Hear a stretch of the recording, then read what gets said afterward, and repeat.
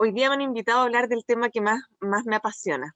Así es que, así es que lo vamos a pasar mejor que el primer día. No, ya. A ver, ¿qué es lo que me han pedido? Me han pedido que hagamos una revisión del estado del arte sobre el marco constitucional desde una perspectiva de género y feminista. Y que hablemos también un poco más prospectivamente en cuanto a cuáles son los desafíos, hacia dónde tenemos que avanzar. Yo creo que lo primero que hay que señalar cuando estamos hablando de nueva constitución, feminismo y género es dejar muy en claro que la perspectiva feminista, en tanto teoría crítica, lo que busca es cuestionar, busca revisar críticamente las concepciones constitucionales, en el caso de una teoría feminista, ¿cierto?, aplicada al derecho constitucional, revisar las concepciones constitucionales y cuestionarlas a la luz de la histórica desigualdad que existe y que ha existido entre hombres y mujeres. Y a su vez, bueno, la perspectiva de género busca justamente que nos hagamos cargo de la pregunta de si los intereses, las experiencias de las mujeres están o no reflejadas en el modelo constitucional que impera hoy en día. ¿Cómo respondemos a esas preguntas y cómo aplicamos ese análisis crítico? Bueno, lo primero es mirar los procesos y luego podemos mirar los textos constitucionales. Si miramos los procesos, vamos a ver que en el proceso de elaboración de la Constitución del 80, además del déficit de legitimidad de origen que tiene por haber nacido como constitución en un régimen dictatorial sangriento, ¿cierto?, podemos cuestionar un déficit democrático desde la perspectiva paritaria. ¿Ya? ¿En qué sentido? En el sentido de que fue una constitución que fue hecha mayoritariamente por hombres. Más del 90% de los integrantes de las distintas comisiones o etapas consultivas que redactaron la Constitución, entre ellas la Comisión Ortúzar, el Consejo de Estado y un comité o grupo de trabajo que fue el último que revisó el documento. En todas estas instancias solamente hubo 4 mujeres versus un 35 hombres, lo que implica que menos del 10% fueron mujeres. Y tiene una relevancia desde la perspectiva de la justicia material, desde la perspectiva de la legitimidad democrática, en cuanto nosotras somos la mitad o más de la población. Y por lo tanto esperamos estar representadas en términos equitativos, ¿cierto?, en los espacios de toma de decisión. Sobre todo atendido porque nuestra experiencia vital, la experiencia de las mujeres, es una experiencia diversa a la de los hombres. Es una experiencia de grupos subalternos, de grupos oprimidos, de grupos excluidos. Y hay gente que cuando lo digo me mira con poca convicción. Las mujeres en general asumimos esto que estoy diciendo, no en una posición victimizada, sino que en una posición de oprimido con conciencia de la situación de su grupo, de su clase. Pero muchas veces los hombres miran con cara de poca convicción.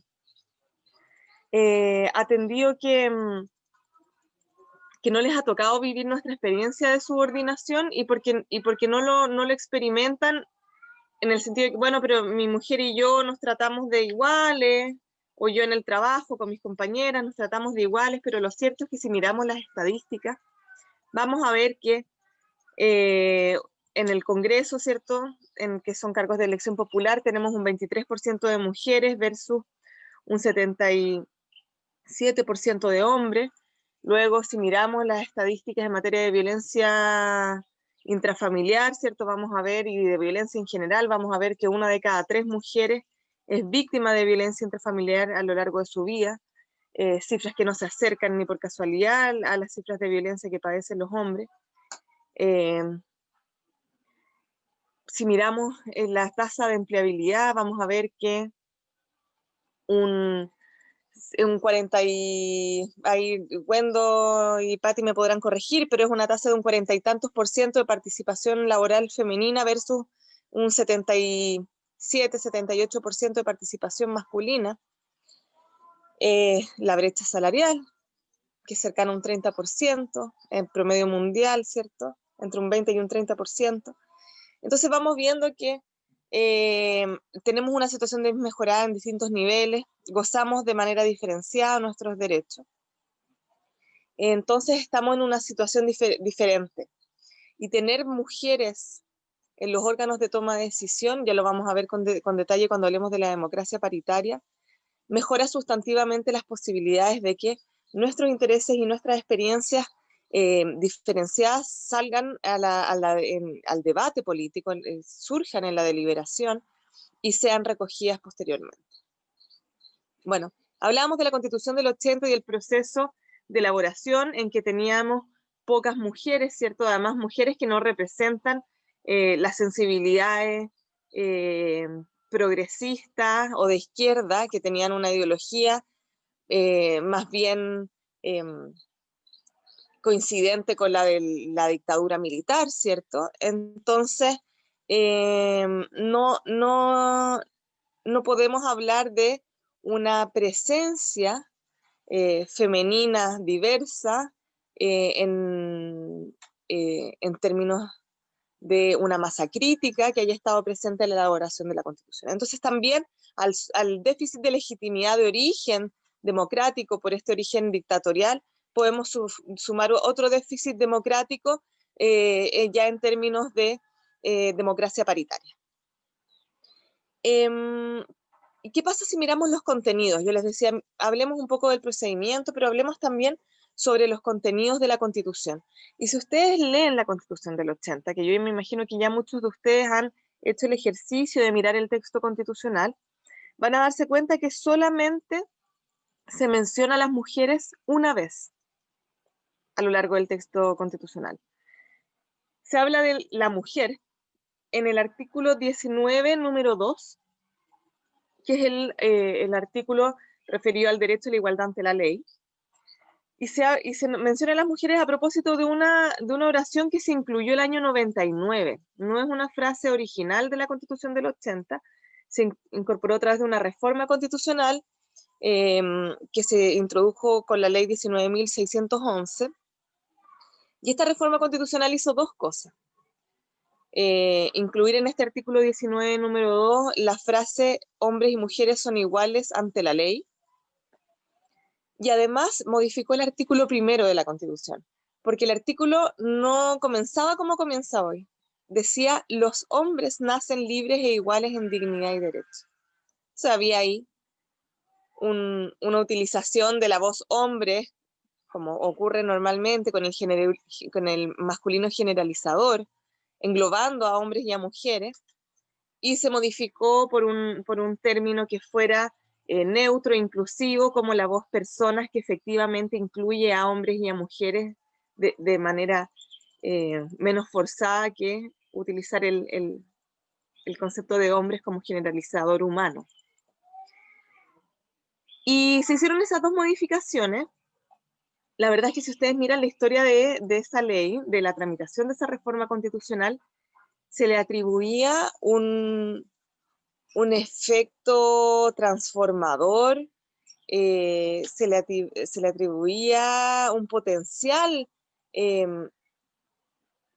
modificador de la situación de las mujeres en la sociedad. Se pensaba que con esa reforma constitucional la situación de las mujeres iba a cambiar, que finalmente se iban a hacer los cambios legislativos que se requerían y de política pública para habilitar la efectiva igualdad de género entre hombres y mujeres.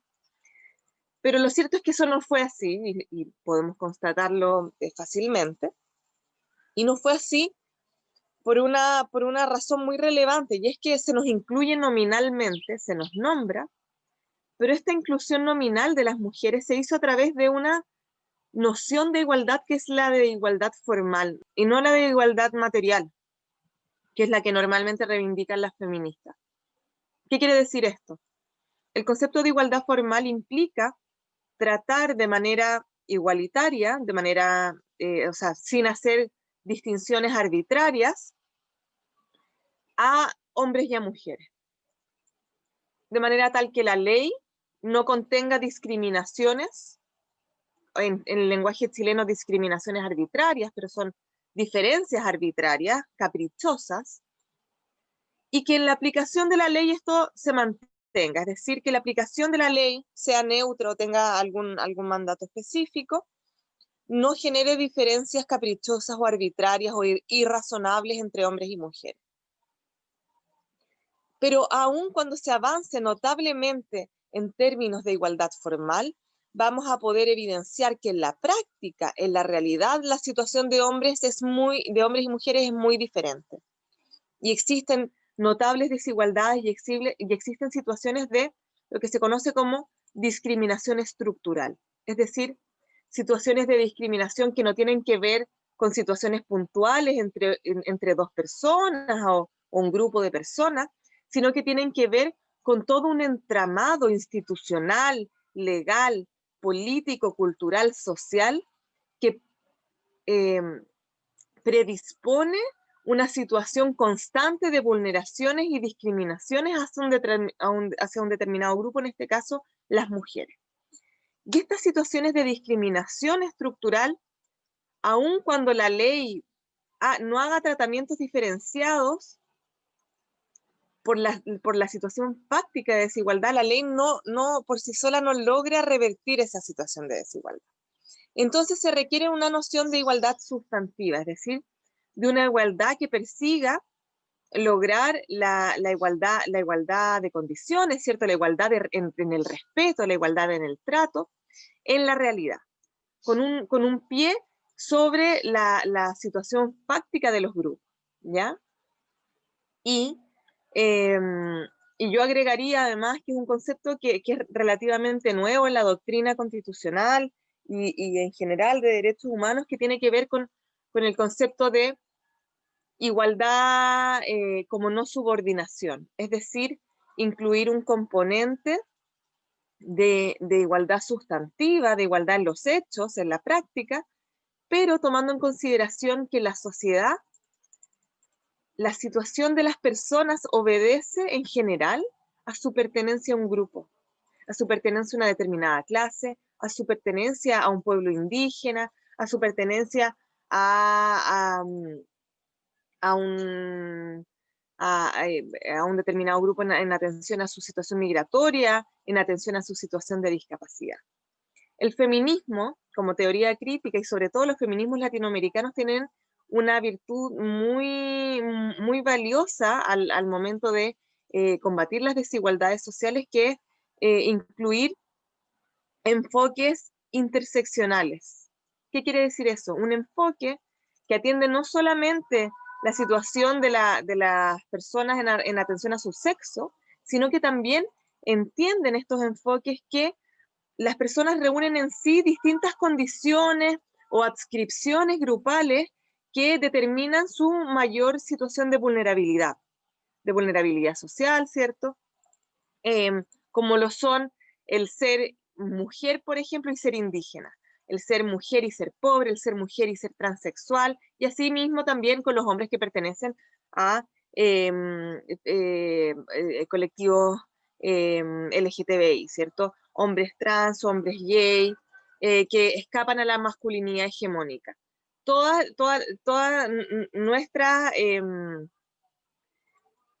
nuestras pertenencias a estos distintos grupos van construyendo situaciones de mayor vulnerabilidad a la discriminación y de discriminación diferenciadas, con efectos diferentes, con características diferentes, de manera tal que el feminismo plantea que hay que tomar en consideración esos distintos cruces, esas intersecciones de distintos motivos de discriminación. Por eso se llama interseccional, que son construcciones imbricadas de distintas condiciones. Y que no son equivalentes a la sumatoria. Yo no sumo clase más sexo más orientación sexual, sino que generan una situación completamente distinta. Y las feministas tenemos eso muy claro. Entonces, cuando hablamos de igualdad sustantiva, de igualdad en la realidad, que era lo que estábamos diciendo, que es el paso que habría que dar en el futuro, no solo tenemos que hablar de igualdad en los hechos, sino que además de igualdad en los hechos, atendiendo las pertenencias a distintos grupos. porque cada grupo social, cada grupo desaventajado, históricamente discriminado, subordinado, excluido, oprimido, como ustedes le quieran llamar,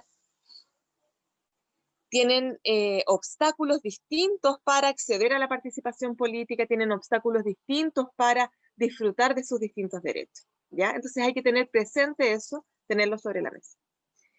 Yo les decía, bueno, esta Constitución del 80, que nos incluye nominalmente no porque en un comienzo se había planteado nuestro ingreso, aunque fuera solamente en términos de igualdad formal, sino que porque se tuvo que hacer ya recuperada la democracia, una reforma constitucional que nos mencionara.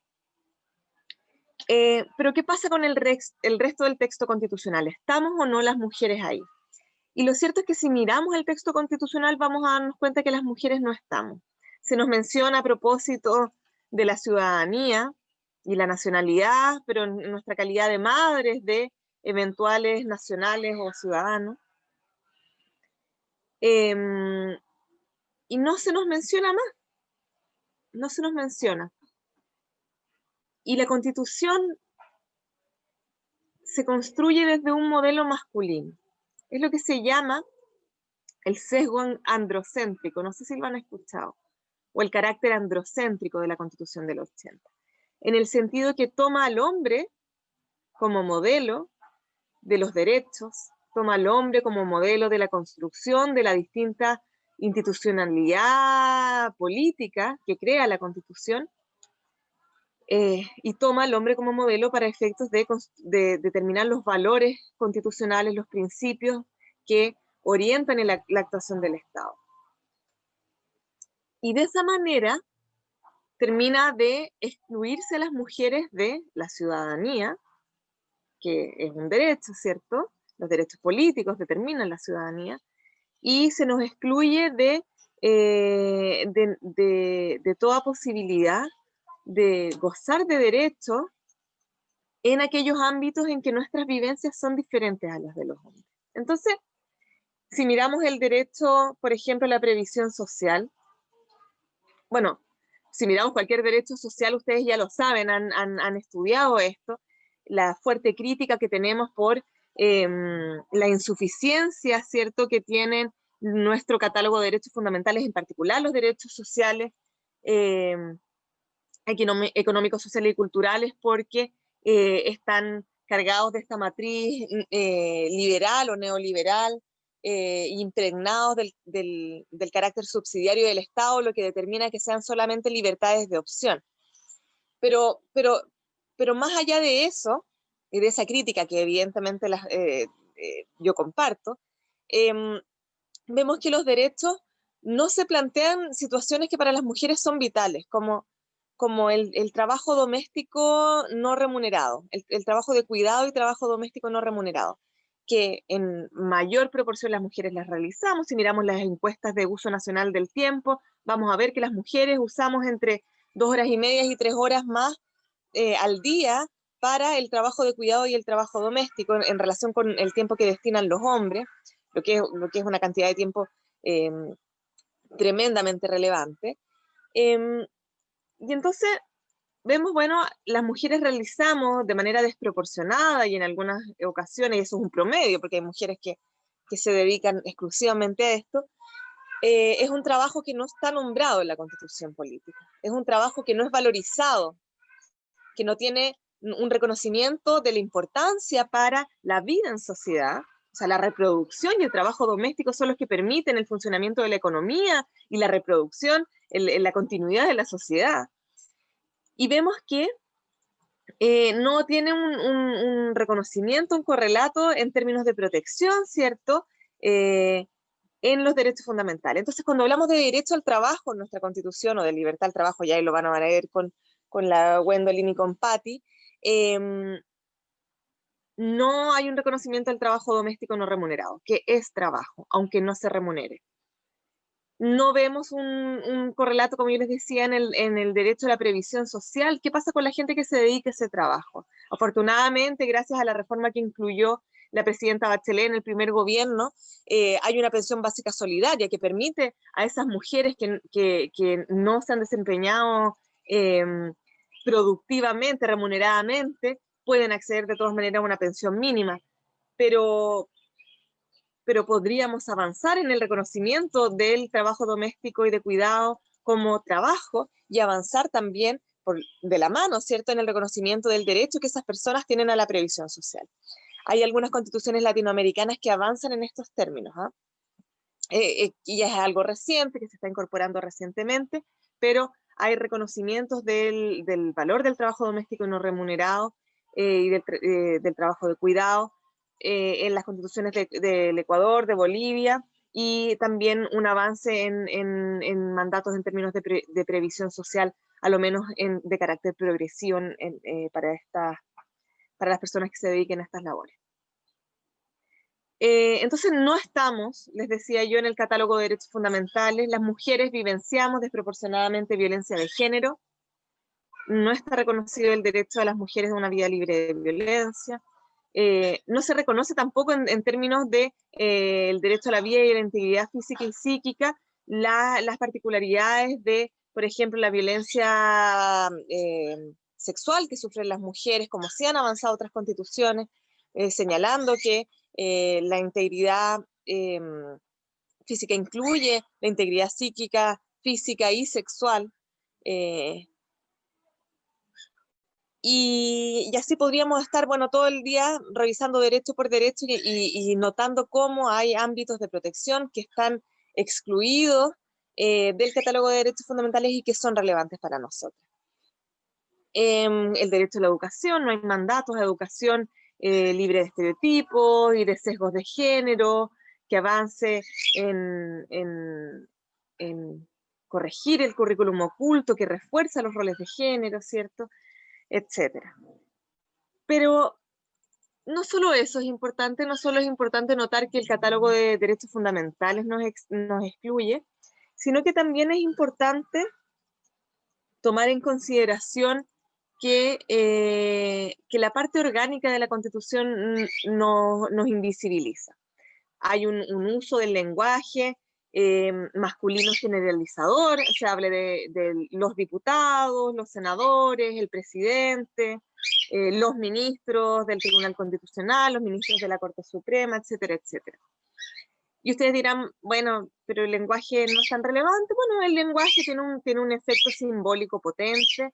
Las feministas siempre decimos que el lenguaje transforma. Hay unos pajaritos ahí cantando, no sé si lo notaron. Bueno, el lenguaje transforma realidades y es relevante de todas maneras formalmente para la inclusión, ¿cierto?, de la otra mitad de la humanidad que queda excluida con el uso del masculino generalizador. Se pueden buscar fórmulas de lenguaje neutro, ¿cierto? Se pueden buscar fórmulas de lenguaje inclusivo. Hay constituciones latinoamericanas que han avanzado en ambos sentidos. Hablar de las personas que legislan, y ahí no hay que hablar de los o las, o de las y los diputados. Bueno, hay distintas fórmulas. Yanira Zúñiga y Viviana Ponce de León se han referido a eso en algún artículo reciente en el libro La Constitución que queremos. Pero además del lenguaje, que es lo que me suelen decir mis alumnos en clase, sí, profesora, hay que cambiar el lenguaje en la parte orgánica de la Constitución.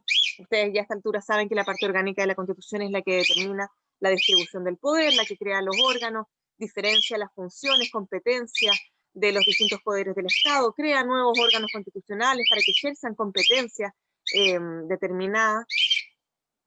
Y ya, ¿y cómo incluimos a las mujeres ahí? ¿Por qué será relevante hablar de la perspectiva de género en el ámbito de la parte orgánica de la Constitución o la sala de máquinas, como le llama Roberto Gargarella, que es un clásico ya a esta altura en estas materias?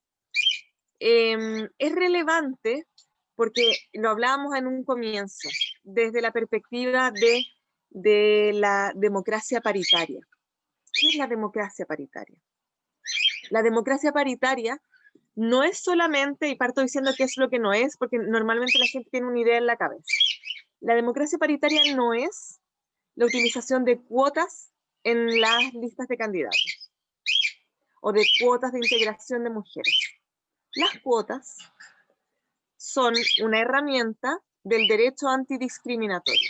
Es decir, cuando yo hablo de la representación femenina, ya sea en cargos de designación o de elección democrática, y mi diagnóstico es que hay una discriminación por la baja participación femenina, por las dificultades en el acceso a esos cargos y en la designación en esos cargos, y llego a la conclusión de que debo corregir esa discriminación porque hay una vulneración del derecho a la igualdad de las mujeres. Yo pienso en cuotas, y pienso en cuotas que tienen que ser de carácter temporal.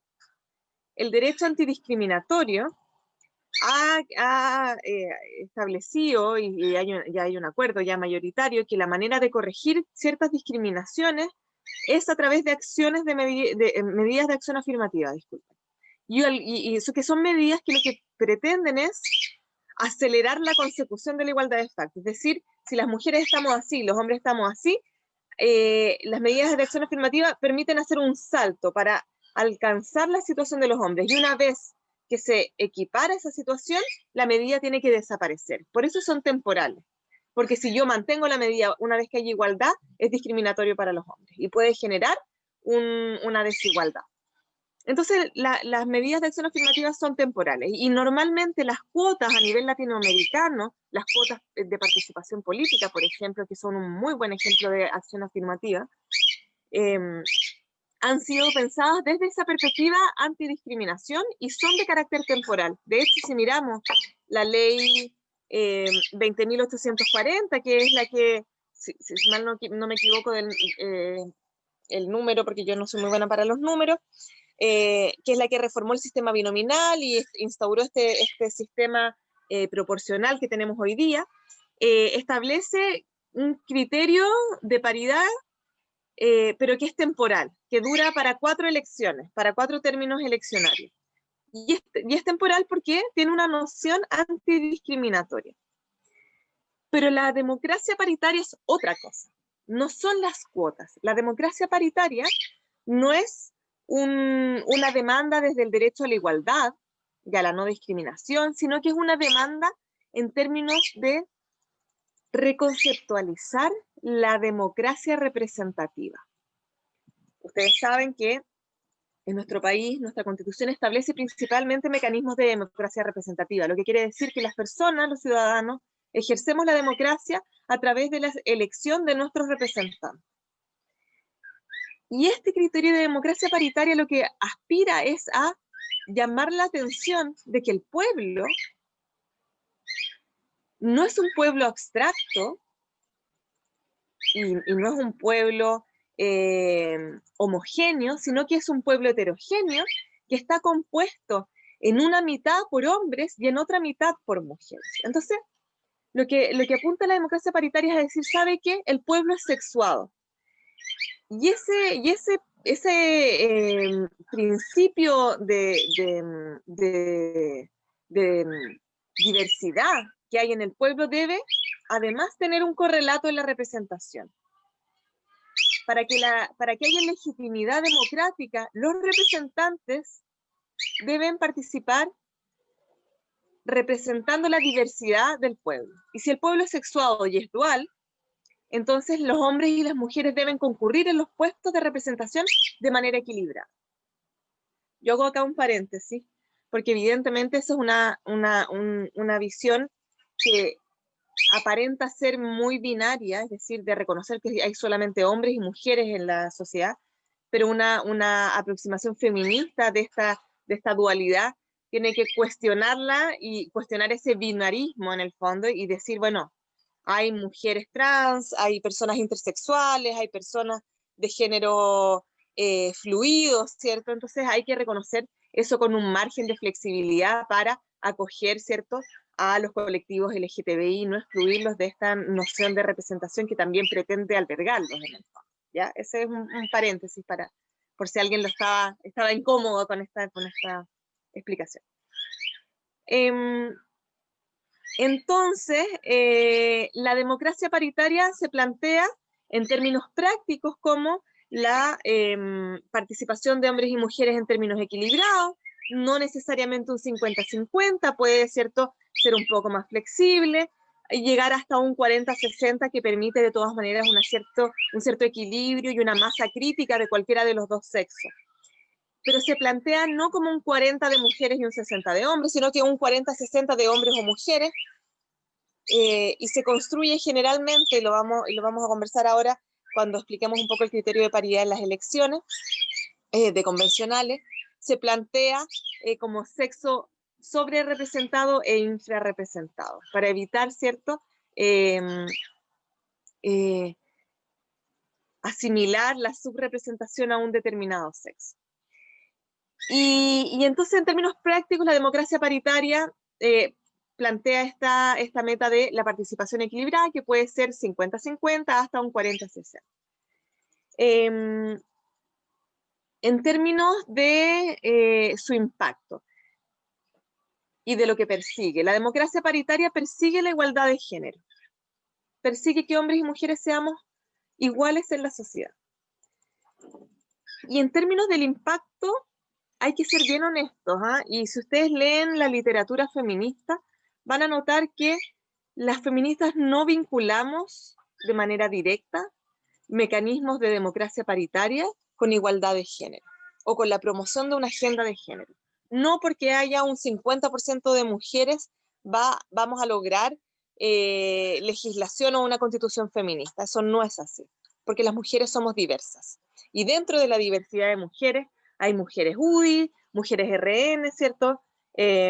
Mujeres con una ideología conservadora de derecha, mujeres que no han tomado conciencia de sus desigualdades en razón del sexo, en atención de otros privilegios que tienen como la clase. Entonces, no todas las mujeres somos iguales y además, lo mencionábamos a propósito de la interseccionalidad, no todas las mujeres tenemos las mismas vivencias. Hay mujeres indígenas, mujeres con discapacidad, mujeres transexuales, lesbianas, migrantes, etcétera, etcétera, que tenemos vivencias distintas. De manera tal que asegurar un 50% de mujeres no va a tener como un efecto inmediato, una agenda de género, una agenda feminista, pero sí mejora, y esto las politólogas lo han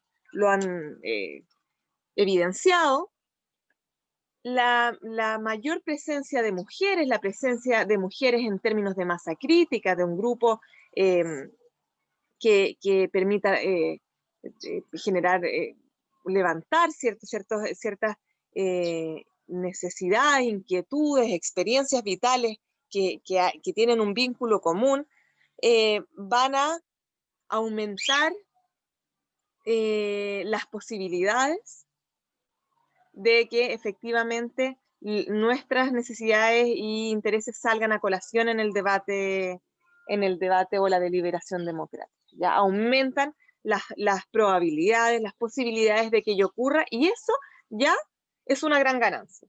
Porque si miramos hoy día quiénes toman las decisiones, quiénes legislan, vamos a ver que son una gran mayoría hombres. Y hoy día no tenemos asegurada por el porcentaje de participación de las mujeres, no tenemos ni siquiera asegurada esa mayor probabilidad de que nuestros temas surjan a colación.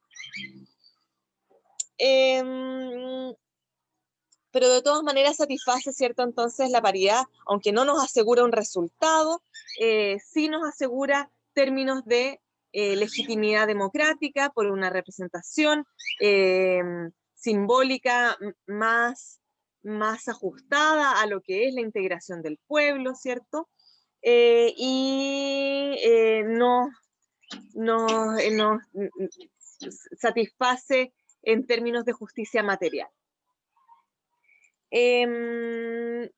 Entonces, ¿cómo aplicamos este concepto de democracia paritaria a la Constitución y a la parte orgánica? De dos maneras.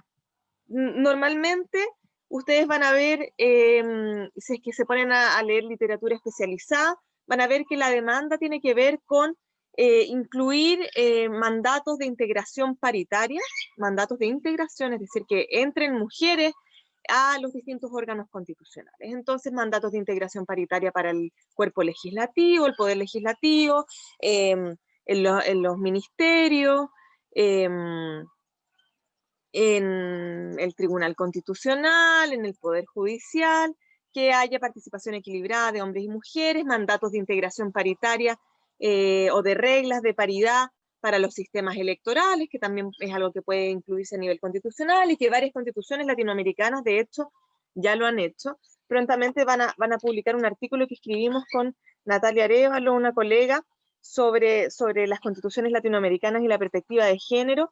Y ahí, en este artículo, nosotros recogemos, hacemos una revisión de las normas constitucionales que se refieren a mandatos de integración paritaria. Aquí tengo algunos ejemplos. Ecuador plantea en su artículo 65 la representación paritaria de mujeres y hombres en los cargos de nominación o designación de la función pública en sus instancias de dirección y decisión y en los partidos y movimientos políticos. Es decir, una norma que mandata al Estado a promover esta representación paritaria, no solamente en los cargos de elección popular, sino que en los de designación directa también, y no solamente en los órganos estatales, sino que también en otras instituciones políticas relevantes como los partidos o movimientos políticos. Es decir, incide no solamente en la estructura del Estado, sino que en la estructura, en instituciones que son básicas y elementales para la convivencia democrática, como son los partidos y movimientos políticos. Luego señala en el artículo 116 que el sistema electoral del Ecuador tiene que ser conforme a distintos principios, el de proporcionalidad, igualdad de voto, y escuchen esto, equidad, paridad y alternabilidad entre hombres y mujeres. O sea, fija incluso criterios de alternancia entre hombres y mujeres, no solo la paridad. Y así tenemos otras constituciones que, por ejemplo, como la boliviana, que destaca los principios de equidad de género entre los que rige la organización territorial y las entidades territoriales descentralizadas. Establece una norma Bolivia en el artículo 172 que mandata la designación de ministros y ministras de Estado respetando dos cuestiones. El carácter plurinacional del Estado, es decir, tienen que haber ministros y ministras pertenecientes a pueblos indígenas, pero también un respeto al principio de la equidad de género en la composición del gabinete ministerial, ¿ya? O sea, hay por mandato constitucional normas de paridad de género y de equilibrio por el carácter plurinacional del Estado. Perú, Colombia, bueno, y más recientemente Chile ingresó dentro del grupo de constituciones que establecen mandatos de paridad de género en el mecanismo de selección de los convencionales constituyentes, ¿cierto? Ustedes saben, voy a explicarlo muy, muy brevemente, pero básicamente lo que establece la Constitución es que para la elección de los integrantes de la constituyente tiene que haber paridad de género, y esa paridad no solamente es de entrada, es decir, en las listas de candidatura, sino que además tiene que ser de salida. Es decir, una vez que ya estén las votaciones para el efecto de distribuir los escaños de la convención, se establece lo que las politólogas han llamado un mecanismo de asignación de escaños equilibrado. Y ahí tenemos mucho que agradecerle a nuestras compañeras Carola Garrido y Javiera Arce, que son politólogas y que dieron la pelea dentro del Congreso y fuera del Congreso para lograr la paridad de género, y fueron parte del equipo que creó e ideó, ¿cierto?, este mecanismo de asignación paritaria de escaño y de paridad constitucional para la convencional constituyente. Bueno, entonces en la entrada, en las listas, tiene que haber mujeres encabezando todas las listas de candidatos y candidatas, parten las mujeres encabezando, y luego hay un mandato de alternancia, que es lo que se llama como el orden cebra.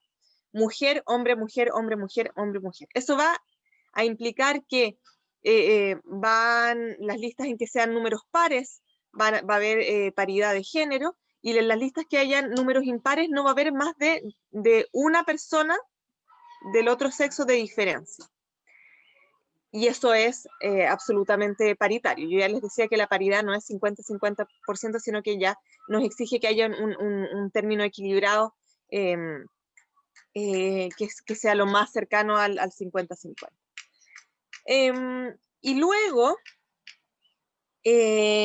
una vez que ya estén los resultados, se va a hacer esta asignación de escaños en que si más hombres resultan electos, si tenemos, por ejemplo, 6 escaños en un distrito y salen 4 hombres electos en atención a la aplicación de la cifra, esta DONT y el cálculo proporcional que tenemos que hacer, y hay solo 2 mujeres, el hombre menos votado tendrá que salir para subir a la mujer más votada de su partido, de su lista, de su pacto o coalición, ¿ya? Y esa es la asignación paritaria de escaños, ¿cierto? Este mecanismo beneficia al sexo infrarrepresentado, de manera que haya equilibrio. En los distritos que son impares, no va a haber una diferencia mayor a una persona del otro sexo. Entonces también se mantiene esa paridad. Vamos a lograr, nos dicen las politólogas que han hecho el cálculo, y que no va a haber más de un 45-55% de uno y otro sexo, ¿ya? Entonces hay un 5% de variación solamente, que es muy poco y que mantiene cautelados los objetivos de la paridad.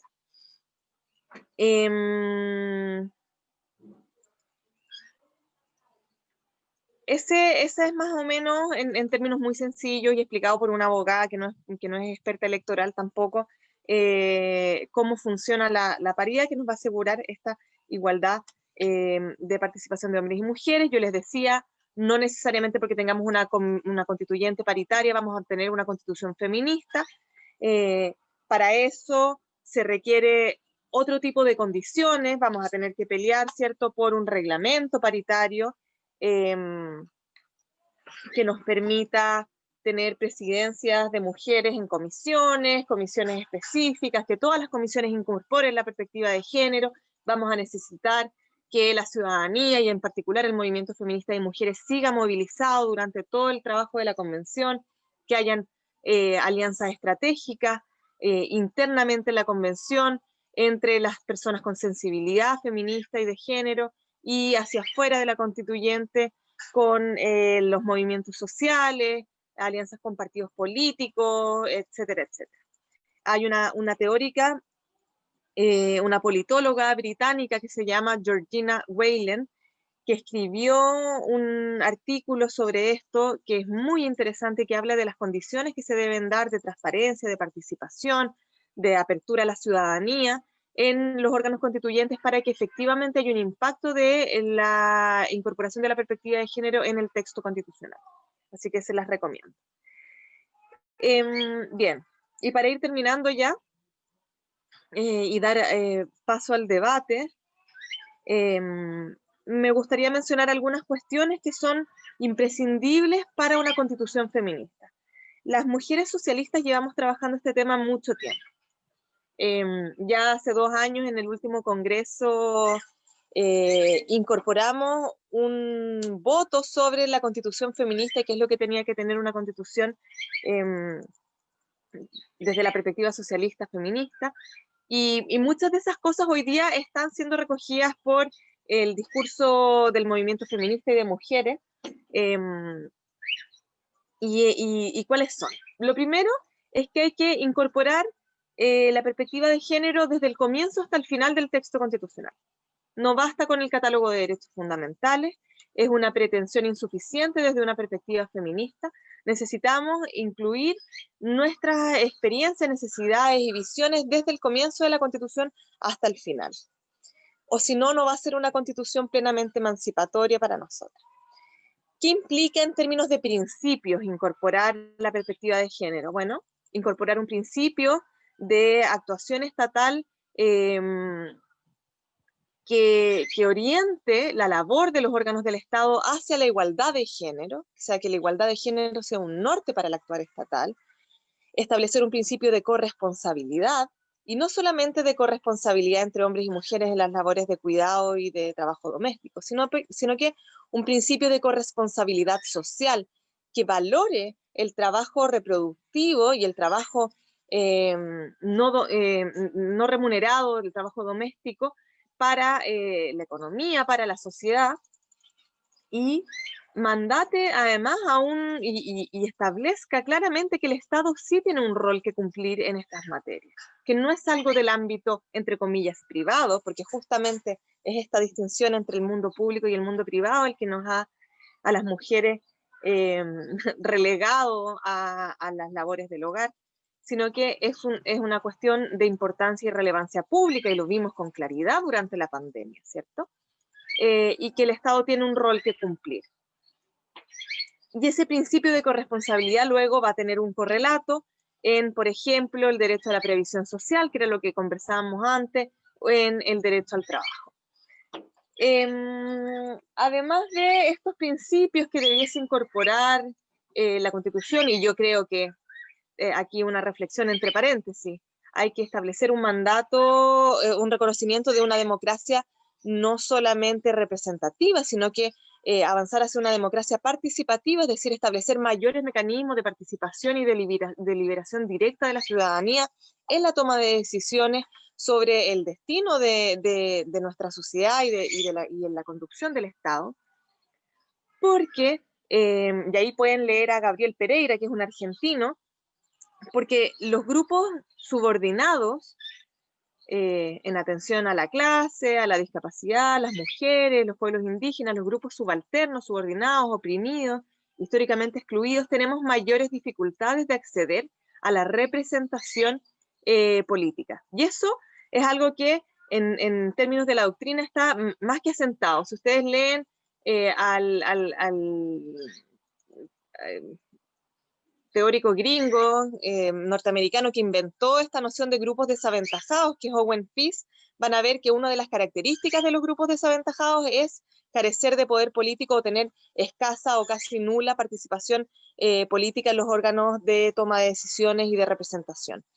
Si leen a Iris Marion Young, que tiene ya otra aproximación, ¿cierto?, a las temáticas de la opresión, y ella habla de los rostros, las caras de la opresión, de los grupos subordinados o oprimidos, van a ver que ella también, como una de las caras de la opresión, y reconoce la falta de poder político. O sea, es un elemento que lo vamos a encontrar como caracterizador de la falta de poder y de los grupos históricamente desaventajados o no hegemónicos.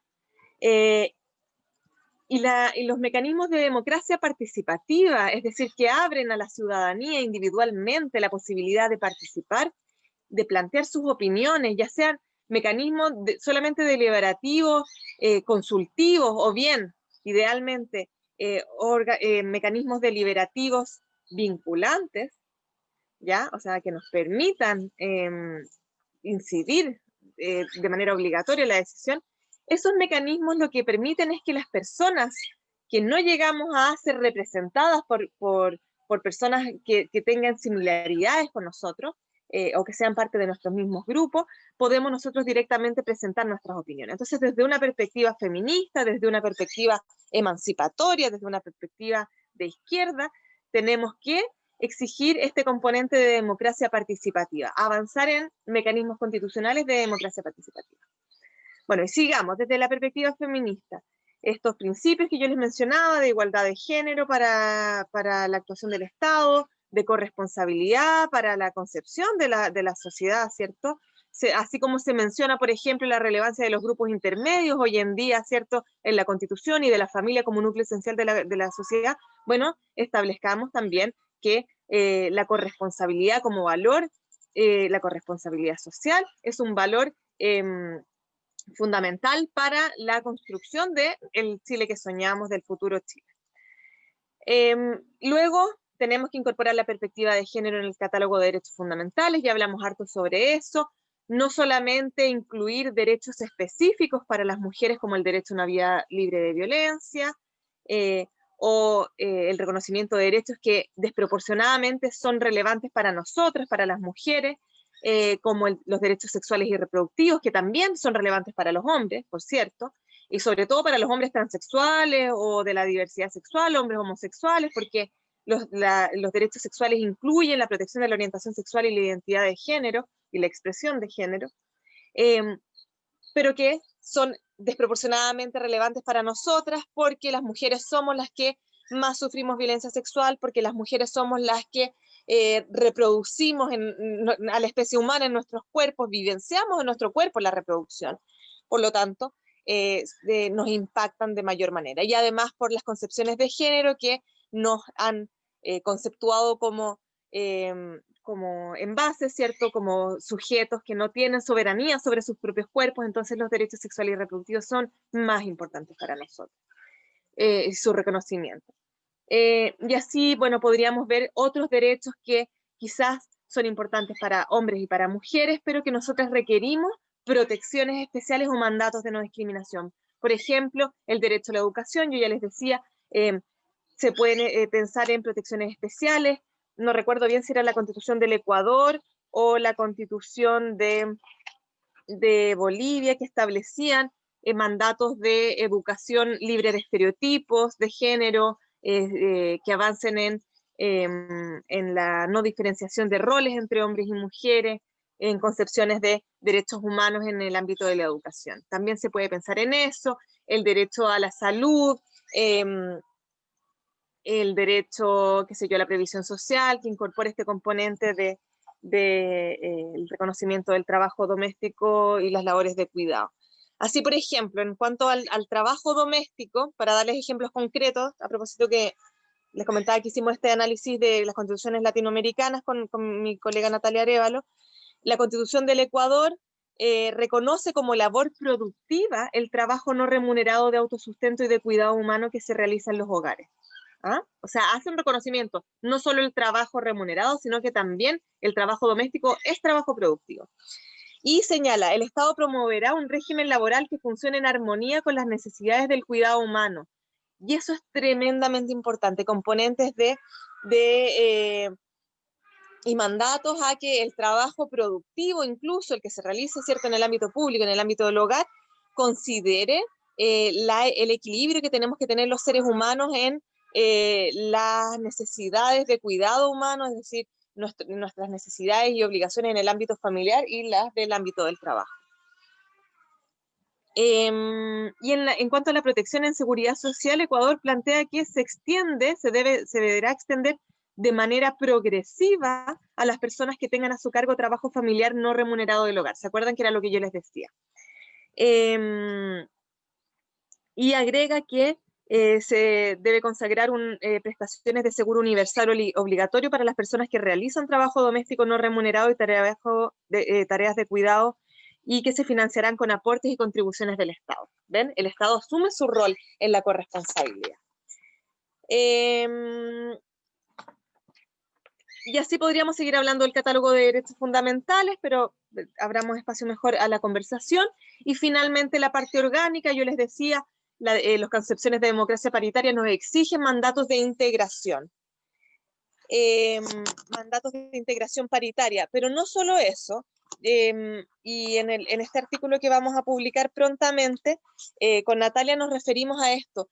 No solo tienen que haber mandatos de integración paritaria, es decir, que estemos, los organismos se compongan por una participación equilibrada de hombres y mujeres, sino que además tienen que haber mandatos de actuación en la parte orgánica de la Constitución para los órganos del Estado en pos de la igualdad de género. ¿Qué quiere decir eso?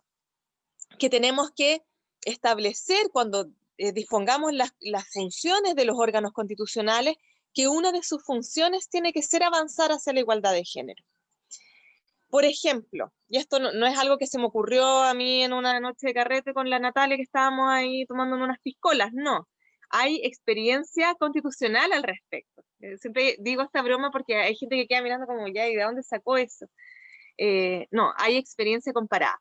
La Constitución argentina, por ejemplo, en su artículo 75, establece un mandato de actuación al Congreso y dice, el Congreso dentro de sus funciones deberá legislar y promover medidas de acción positiva, estas que hablábamos, ¿cierto?, que son para revertir las situaciones de discriminación, que garanticen la igualdad real de oportunidades y de trato, es decir,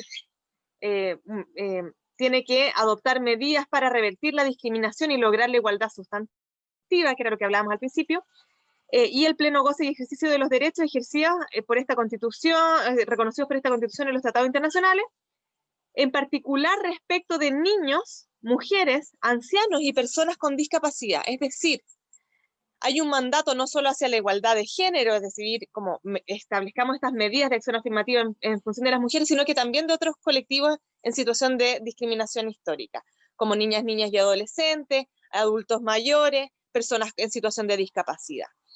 Hay un mandato de actuación. Usted debe adoptar medidas de acción afirmativa. Colombia, cuando se regula las funciones del Congreso Nacional, también se establece que cuando regule el Estatuto del Trabajo, tiene que establecer protecciones especiales para la mujer y la maternidad. Entonces ahí hay un mandato que es bastante más conservador. La Constitución de Colombia, recordemos que es del año 91, entonces no se habla de igualdad de género, pero sí hay un mandato de protección especial para las mujeres que, de ser considerado, permite avanzar también en términos de igualdad de género.